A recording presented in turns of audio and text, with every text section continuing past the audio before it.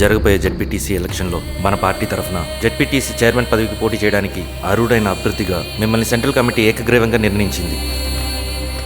ఒక మామూలు రైతు కూలీని నాయకుడిని చేయగలిగిన దళం ఒక్కటే. ప్రాణాలు అడ్డేసైనా సరే అన్న చెప్పింది చేసుకుంటూ పోతా. లాల్ సలాం కామ్రేడ్. లాల్ సలాం. బాబాయ్, మీతో ఉన్న మన కూలీలకు, నీ వెనుకున్న సింగన్నకు ఈ గెలుపు ముఖ్యం. ఈ గెలుపు మన హక్కు కామ్రేడ్. వీళ్ళ మద్దతు మనకే ఉందన్నా. ఇది సరే, ఆ వర్గం వాళ్ళ ఓట్లు కూడా మనకు పడాలి. నమస్తే. నమస్తే అమ్మా. మీ ఇద్దరిని చూస్తుంటే కడుపు నిండిపోతుందమ్మా. ఒక ఎంఆర్ఓ, ఒక జెడ్పీటీసీ చైర్మన్. అదేంటి బాబాయ్, ఇంకా ఎలక్షన్స్ జరగలేదు? పోటీ అని ఉంటేనే కదమ్మా ఎలక్షన్స్ జరిగేవి. అన్నయ్యది ఏకగ్రీవం. బాబాయ్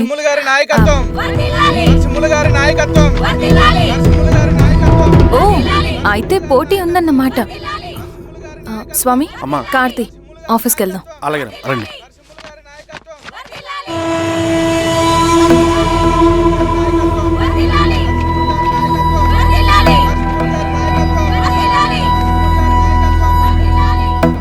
నమస్తే.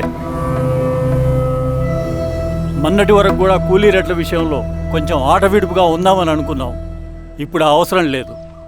ఎందుకంటే చట్టసభల్లో మీతో పాటు కూర్చునే అవకాశం మాకు వచ్చింది. అంబేద్కర్ కలలు ఇప్పుడు నిజమవుతాయి. పదండ్రా.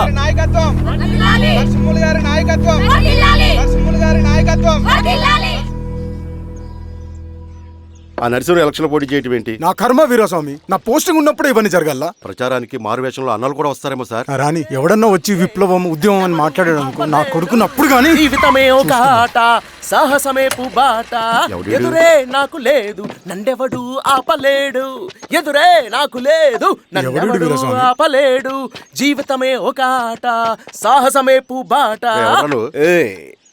ముసుగు మీద చేయేస్తే మడత పెట్టి కొడతా. నువ్వా? ఎవడరేడు? ఈ తెల్లని గుర్రం శాంతికి సంకేతం, ఈ నల్లని బట్టలు న్యాయానికి చిహ్నం, ఈ ఎర్రని రంగు విప్లవానికి నాంది, ఈ కొరడ శిక్షా స్మృతికి చిహ్నం. చిరంజీవి నాగలి గుర్తు వేయాలి ఓటు. నాగలి గుర్తు మీద ఓటేయాలి. నాగలి గుర్తు మీద ఓటేయాలి. ప్రతిసారి ఎన్నికలు వస్తున్నాయి. ప్రతి ఎన్నికలప్పుడు రకరకాల పార్టీల నుంచి నాయకులు వస్తున్నారు. లేనిపోని వాగ్దానాలు చేస్తున్నారు. పొలాలు ఇస్తామంటారు, భూములు ఇస్తామంటారు, ఇల్లు కట్టిస్తామంటారు. ఏమన్నా జరిగిందా ఇప్పటి వరకు? ఏం జరగలేదు కదా. మరి కష్టాలన్నీ పోవాలంటే ఏం చేయాలి? మన పార్టీని మనం గెలిపించుకోవాలి. నాగలి గుర్తుకే ఓటేయండి. ఇన్ని సంవత్సరాలు మీకు సేవ చేసుకునే అవకాశం నాకు ఇచ్చారు. అలాగే ఇంకొకసారి మాకు ఓటేసి భవిష్యత్తులో కూడా మీకు సేవ చేసుకునే అవకాశం మాకు ఇస్తారని కోరుకుంటూ, మీ ఈశ్వర్ రెడ్డి.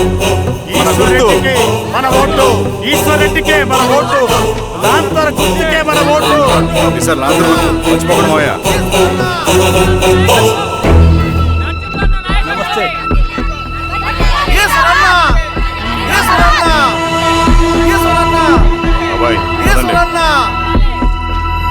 అమ్మా, గుర్తుంది కదా లాంతర్ గుర్తు. అలాగే. కూలీ రేట్లు పెంచమంటే పెంచడం, ఎలక్షన్ లో డబ్బులు మాత్రం మంచుతారు. ఏ మనుషులో.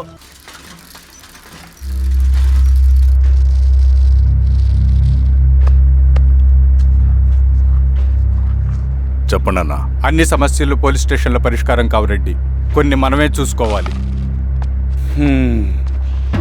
పంట ఎదగాలి అంటే పొలంలో నీళ్లు పారించాలని పెద్దోళ్ళు అంటారు. అదే పంట చేతికి రావాలంటే రక్తం పారించాలని అడవిలో వాళ్ళంటే అట్టే. కానీ ఇందులో మన తప్పేం లేదు. అందుకు మనమేం చేయలేం. ఊర్లో అన్నిటికీ పెద్ద అడవి. ఏది జరిగినా నీ చేతుల మీదగానే జరగాలి. అర్థమైంది కదా? పదరా.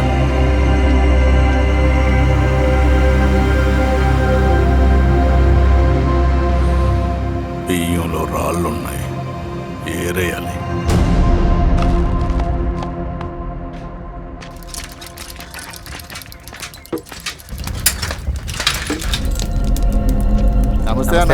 నమస్తే. నమస్తే. ఓ లీటర్ పాలు పోయి. సుబ్బన్, అంత బాగున్నారా?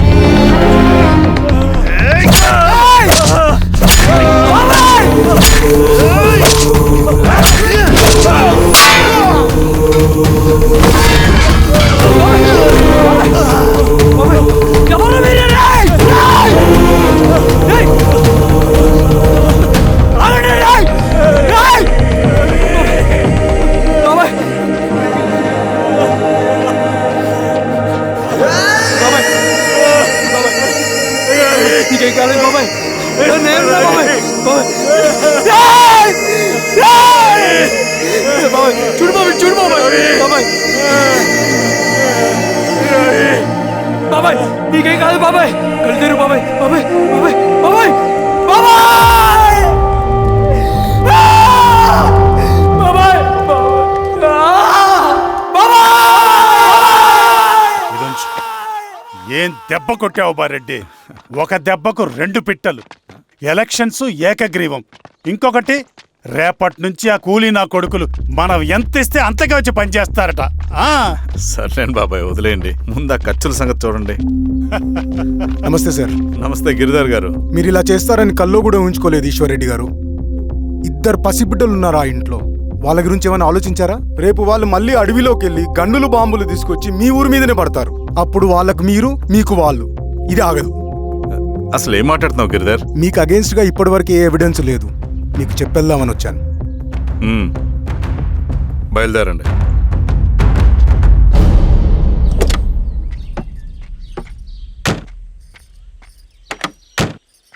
రవి,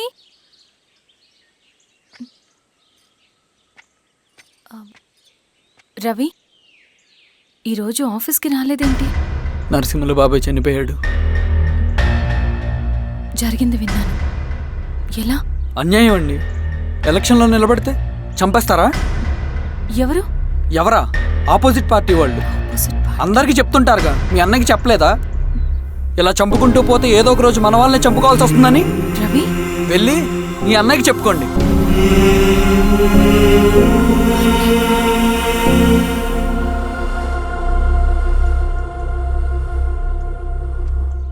అన్నయ్య,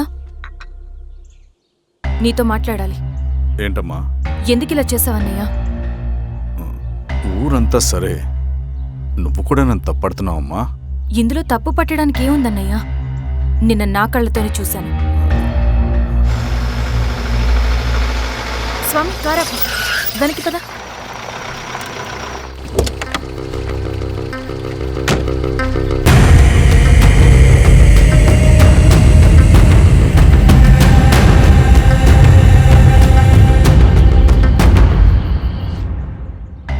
జీవితంలో కొన్ని సందర్భాలుంటాయి.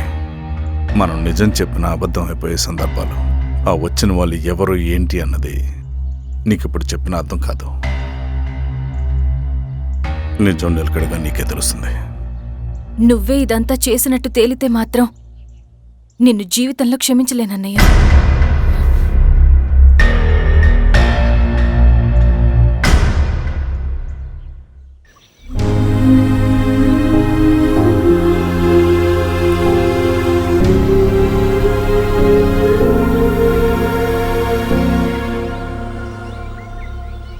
కామ్రేడ్ నరసింహన్న, కామ్రేడ్ నరసింహన్న, కామ్రేడ్ నరసింహన్న.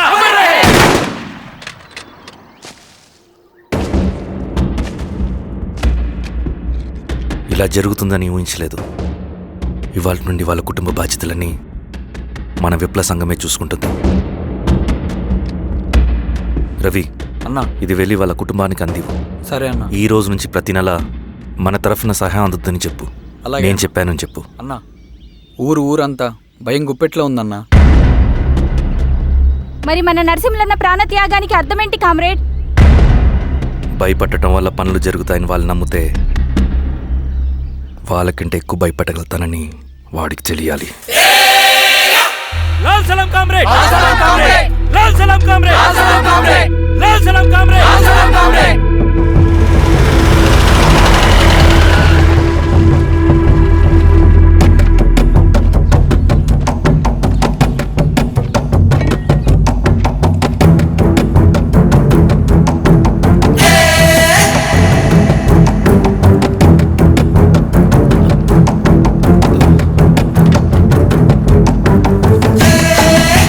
మీరు ఏంట్రా అది?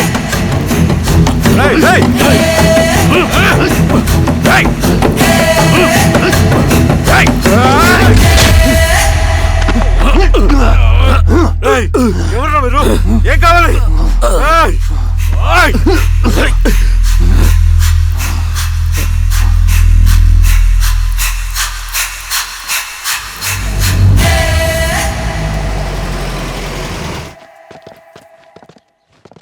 సార్, మన పోలీస్ టీం అడవంతా జల్లెడ పడుతున్నారు sir. You don't worry sir. చూడు ఇన్స్పెక్టర్, సాయంత్రంలో పేశ్వరయ్య ఇంట్లో ఉండాలా. వాడికి ఏమైనా అయితే మీ డిపార్ట్మెంట్లో ఏ ఒక్కడిని విడిచిపెట్టను నేను. అమ్మా, వాణ్ణి కలవటానికి వచ్చాను నేను. ఇంతలో ఎలా జరిగిపోయింది. నువ్వు ధైర్యంగా ఉండమ్మా. సార్, ఈ కంప్లైంట్ మేడం సైన్. ఇదిగో, దీని మీద సంతకం పెట్టమ్మా.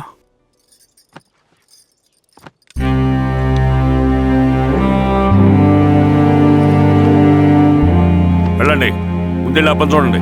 సార్,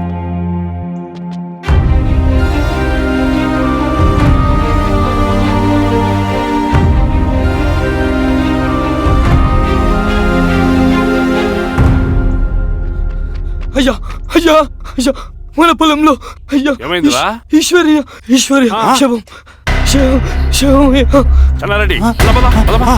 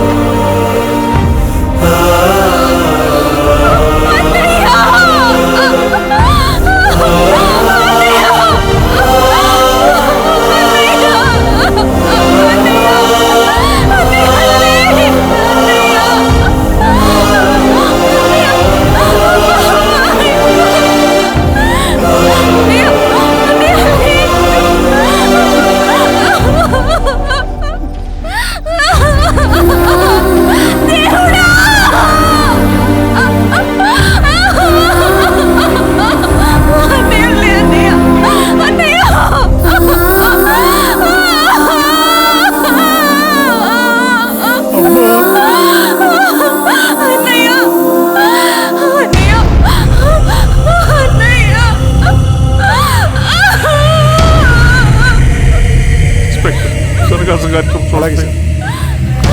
మీరేసా మీరు క్లియర్ చేయి. మీరందరూ జరగండి మా పక్కకి.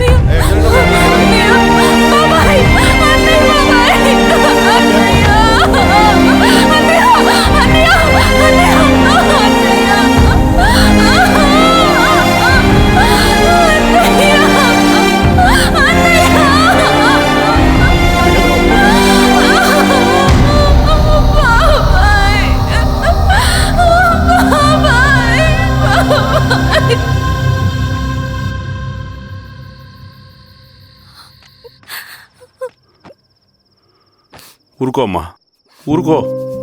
నలుగురికి మంచి చేయాలన్నది మీ అన్నయ్య కళ. అలాంటి వాడిని పొట్టను పెట్టుకున్నారు. ఆ కళ మధ్యలోనే ఆగిపోకూడదమ్మా. ఇందులో సంతకం పెట్టు. బాబాయ్, మీ అన్నయ్య ఆత్మ శాంతించాలంటే నువ్వు ఈ పని చేయక తప్పదమ్మా. కానీ బాబాయ్, నేను ఈ పరిస్థితుల్లో అమ్మా, పరిస్థితులు చక్కబడాలంటే మనం పవర్లో ఉండాలి. ఇదిగో నువ్వు పెట్టిన ఆ ఒక్క సంతకం చాలా మంది జీవితాలు మార్చింది. నువ్వు పెట్టబోయే ఈ సంతకం ప్రజాస్వామ్యాన్ని బతికిస్తుంది. పెట్టమ్మా.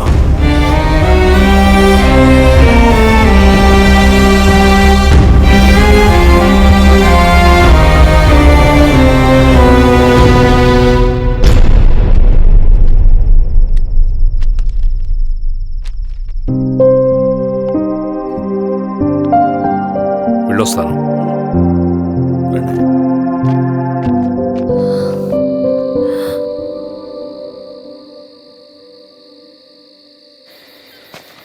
లాల్ సలాం కామ్రేడ్. లాల్ సలాం. పినపాక మండలం జెడ్పీటీసీ అభ్యర్థిగా శిరీషారెడ్డి. రవిని పిలిపించు. లాల్ సలాం కామ్రేడ్. లాల్ సలాం. ఎంఆర్ఓ శిరీష ఈ ఎలక్షన్ నుంచి తప్పుకోవాలి. ఏం చేయమంటావు అన్నా? శిరీషాని ప్రజాకోర్టులో హాజరుపరచాలి. అది నువ్వే చేయాలి. అన్నా, ఎక్కడికి పోతున్నాం మనం?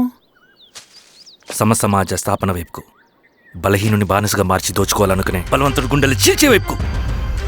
అభయం ఇచ్చే ఎర్ర జెండా నీడ వైపుకు. రవి, అందుకే ఎలక్షన్ జరగకూడదు.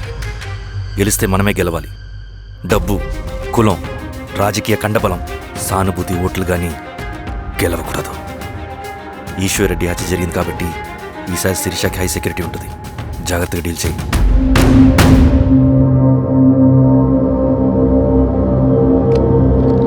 ఇక్కడ విప్లవ లక్ష్యాలకే తప్ప ఎమోషన్కి చోట్లేదు రవి. హత్యకి గురైన నరసింహులకు 2 పసిబిడ్డలున్నారు. అలాంటి ఎందరో పసిబిడ్డల భవిష్యత్తు కోసం మనం ఇచ్చేసినాం రవి. రవి, సెకండ్ వరల్డ్ వార్లో జర్మన్ సైన్యం స్టాలిన్ కొడుకుని బంధించింది. తమ జనరల్స్ని వదిలిపెడితే గాని నీ కొడుకును వదిలిపెట్టమని బేరం పెట్టింది. స్టాలిన్ ఏం చేశాడో తెలుసా? దేశం కోసం తన కొడుకుని వదిలేసుకున్నాడు. కానీ జనరల్స్ని వదిలిపెట్టలేదు. అది కమిట్మెంట్ అంటే. అదే కమిట్మెంట్ నీకు మన ఉద్యమం పట్ల ఉంటే